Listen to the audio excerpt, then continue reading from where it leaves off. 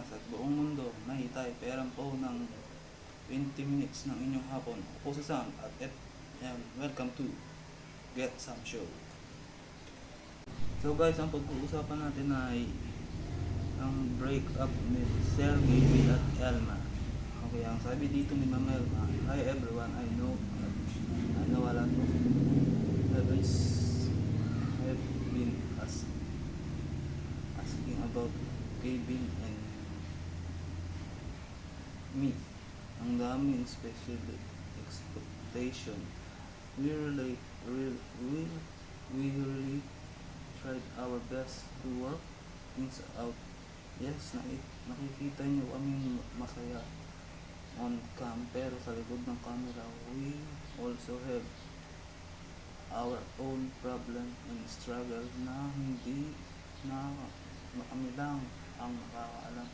Nilaban po namin hanggang sa huli. I know I just want to clear things up. Hindi lang po kami for the views or anything. What Gavin and I had was really dumating po siguro talaga yung time na hindi na mararamdaman yung mutual feeling sa love. Kailangan parehas kayong magmahal. So dito pa lang guys, makikita nyo na yung pagmamahal or hindi na kayo. So ang nangyari ho, marami na nakarelate. Ang dami. Ang nangyari ho, dahil ho ang mga vlog namin ay puro kalokohan, akala po nila, joke lang yun. Akala po nila prank. Hindi po prank yun, totoo po talaga nangyayari. At nangyari po talaga sa akin yun. At ang isa pa, na baka ito na po yung huli naming beses na gagawin na mag-post kami ng aksidente o magsabi ng problema sa inyo kasi ang daming haka-haka, ang daming nadadamay. Sabi niya magpahinga kami. Sabi niya magpahinga kami. Tapos ang nangyari, nung nagpahinga kami, nung nawala ako, hiwalay na daw po kami. Guys, hindi po kami naghiwalay. Okay, hindi po kami naghiwalay. Isa pa, isa marami nadadamay. Isa, yung best friend ko. Si Karen. Diyos ko, yun daw yung reason ba't kami naghiwalay. May anak asawa na po yun, tsaka Diyos ko, nakita lang nila yung throwback picture. Mga picture lang dahil. Yun na daw. Okay. Tapos yung tropa ko din sa La Union, si Ira. Dami sa TikTok. Kung ano-ano lumalabas sa TikTok, may nakita rin na kumakain kami na marami, magkatabi lang kami. Hindi dahilan kung ba't kami nag-iwalay. Guys, hindi yun. Tropa po yun. Tropa yun guys. Tropa po namin. Alam po ni Elma yun. Kaya, pati si Ma'am Pao, yung sekretary po namin Pati dito. Diyos, may asawa na yun. Diyos ko, may asawa po yung kasal po yun. Yung asawa po nung kaibigan po namin. Yes. Nalilink sa akin. Minsan nalilink kay Kelsey. Hindi lang naman sa akin. Kay Kenneth, kay Bernel. Diyos ko guys, nakakahiya. Kaya kami, kinontak ho namin kagad sila. Kasi hiyang-hiya po kami. Actually, natatawa lang naman po sila sa mga nangyayari. Kaso nga lang, kami nakakahiya kasi hindi po nila alam na nadadamay. At hindi lang po yun, marami pang... Sa iba yung mga comment ng tao. Ang dami pong kinokonekta. Kaya baka huli na po namin yun na kasi nakakatakot. Ang daming nangyayaring hindi totoo. Ayun, thankful ako sa tao na to kasi habang nagkakaproblema ako, siya talaga yung daig pa niya yung nurse. And kung ba't ako nag-vlog ngayon dahil din sa kanya. Kasi honestly, hindi pa ako okay. Alam mo naman yung love.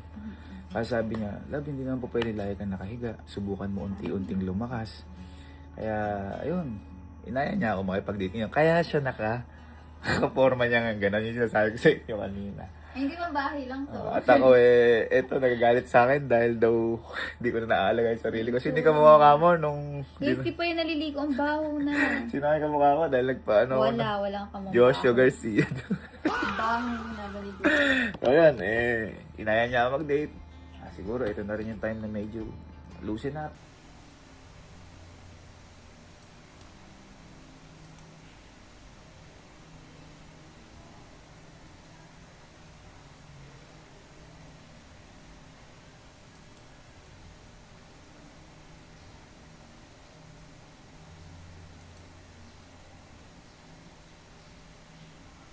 At makikita nyo guys, no,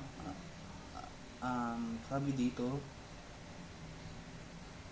for the views, so for the or anything. What Gavin and I had was really real. Dumating po siguro talaga yung time. Dumating yung time na hindi mo na maramdam yung mutual feelings sa love. Kailangan parehas kayong magmahal. So, sinasabi po ni Ma'am Elma dito, eto siya at eto si baby. Yan, magka-connect talaga siya. Okay. Yun yung tingin ko, no guys. Huwag nyo akong ano dyan. Okay guys, sa susunod na ano, sa tingin ko guys, may ano to, may to mga nakaraang kasi sa tingin ko lang guys, no? Mga nakaraang video nila makasaya pa, tapos sa huli ala na mga nakikita ko sa post ni Sir Gaby, magkaano na sila magkalayo na sila no? Okay, sabi dito back.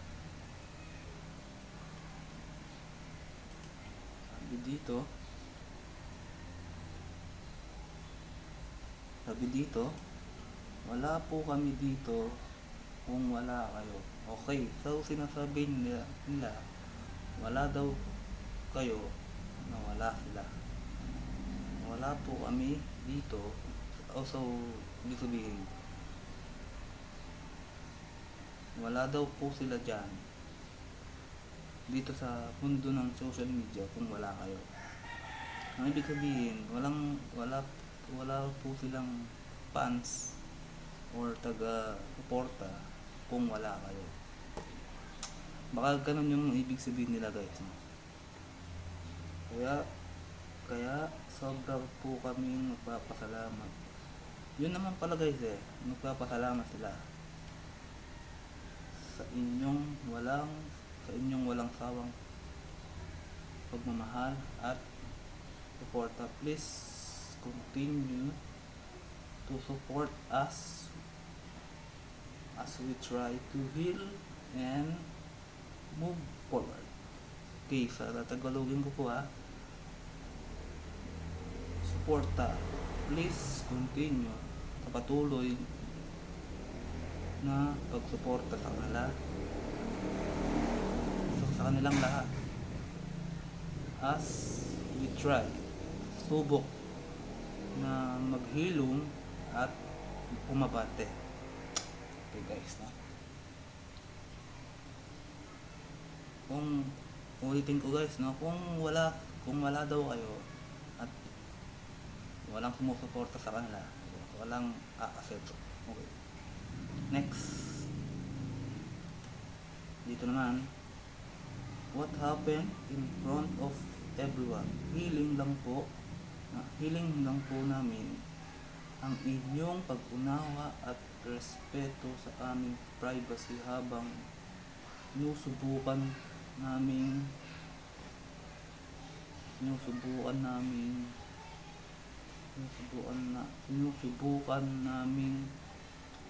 simulan ang bagong yugto ng aming mga buhay. Okay. So lumalabas ito guys, bagong yugto. So bagong pag-asa. Ito ko na po. Okay. Susunod na video ay pag-uusapan naman natin ang nila Ivana sa iPhone 15. Okay. Ito ang episode. Ang show ng mga gago may bago 5:30 tuwing 5:30 ng hapon dito sa Get Some Show.